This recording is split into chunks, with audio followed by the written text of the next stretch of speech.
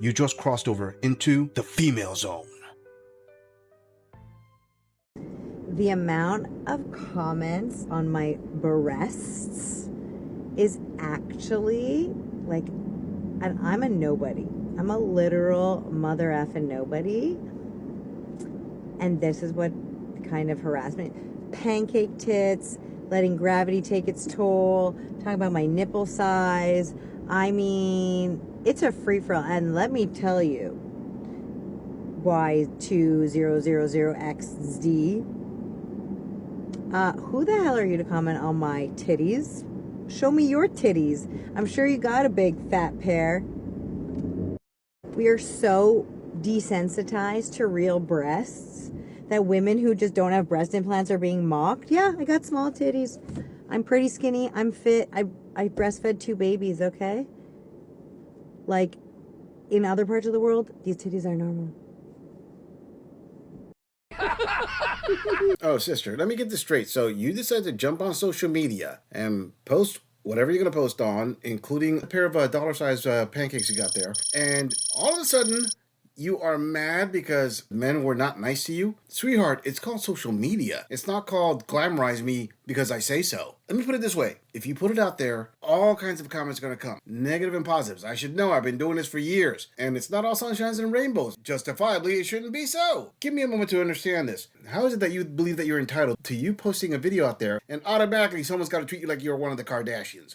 Nope. Sorry. I know that you and every other woman out there who puts a video out there believes that she deserves and is entitled to the princess treatment. Unfortunately for you, reality doesn't work that way. Again, you gotta roll with the punches, sweetheart, since there are other things on you that can't roll that well. But hey, let this girl help you out. Next time somebody tells you got dollar-sized tits, just tell them, hey, these are silver dollar size. Correct yourself. But look at the bright side. You must save a ton of money on bra shopping. Before we move on, I want to say thank you, fam, to all of my subscribers for supporting this channel. I truly appreciate all of you who leave comments, who like my videos, and share them on other social media platforms. I truly gotta say thanks, fam. If it wasn't for you, I wouldn't be here. And for those of you who haven't subscribed yet, I thank you for tuning in, and I hope you decide to hit that subscribe button. Moving on!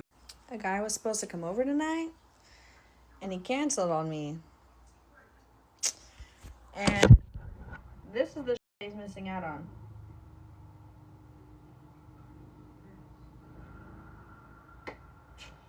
Yeah. His loss, I suppose. The shorts are not giving. They're not. But the top is, and now I'm just sipping on some wine by myself. Just gonna have myself a me night, I guess. We're not gonna be happy until a mother.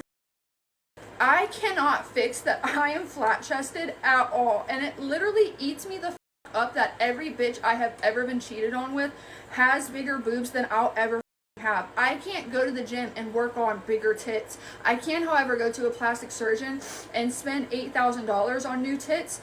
It's so hard being a petite girl in a world full of BBLs because I fully understand I'm not the woman in everyone's eyes. But however, it does hurt, and if y'all could lay the off the comments of my body, that would be great.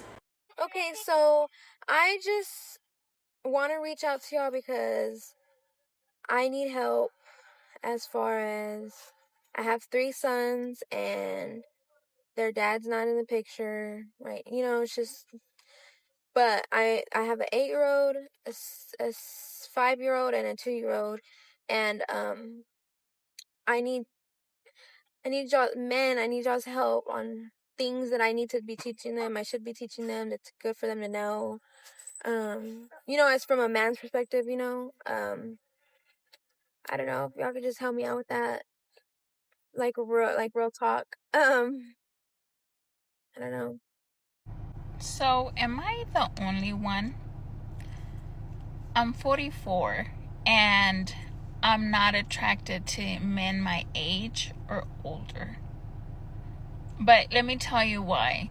Because even though I am 44, I know I look a little bit younger, and a lot of men my age, a lot of men that are 44 and older didn't take care of themselves. They just look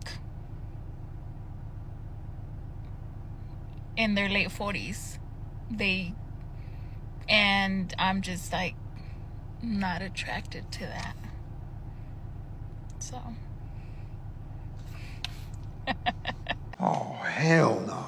All right, to that first queen. Okay, you're sipping on wine because the guy stood you up. Hey, you're halfway there, sister. All you need is a cat, and you got the starter package. It must be rough for women, considering that you've never actually had to deal with rejection throughout most of your lives. And then when you finally start dealing with rejection, when men start saying, hey, you know what? Not interested. I'll pass. Oof. It is a huge blow to your egos. I mean, we're in the generation where women are brought up to believe that they are entitled to a man's time. Somehow, some way, because you're born with a built-in taco and some fun bags, well, in your case, half fun bags, or maybe a quarter fun bags. Anyway, just because you're born with all this built-in equipment, you're starting to think, oh, this means that a man has got to do what I say because I'm me. I'm special. I am the shiz. Unfortunately for you, men are waking up. And this young queen has just realized the hard way that the thing that she was so used to dishing out, rejection, stings even worse when it's dished right back at her. All right, to that second queen. All right, so you get mad because every woman that other men cheat on you with has got a nice rack compared to you being flatter than Florida. Got it. I understand that. But sister, when you said you can't go to the gym and work on getting bigger breasts, how exactly did you expect that to translate to people feeling sorry for you? Okay, let me come at this at a different angle. Can a man go to the gym and work on getting taller? Can he go to the gym and work out his scalp so he can grow more hair?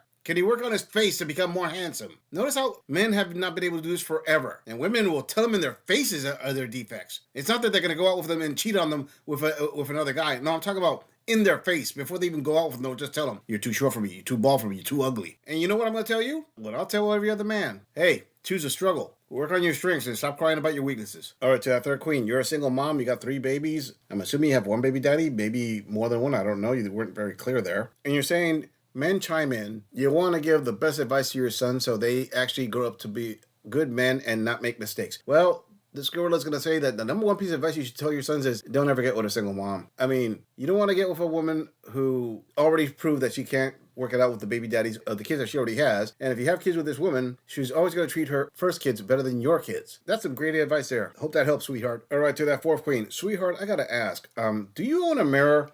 Because seriously, you actually do look 44. That's number 1. And number 2, you're saying that you're not attracted to men your own age because they didn't take care of themselves. Do you think that you took care of yourself? Sweetie, those aren't curves. Those are rolls. Being 50 pounds overweight is not sexy at all. Somehow you think that you are like the primo number 1 example. J-Lo, you are not. I mean, I'll call you J-Roll. But if you're not attracted to men your own age, fine.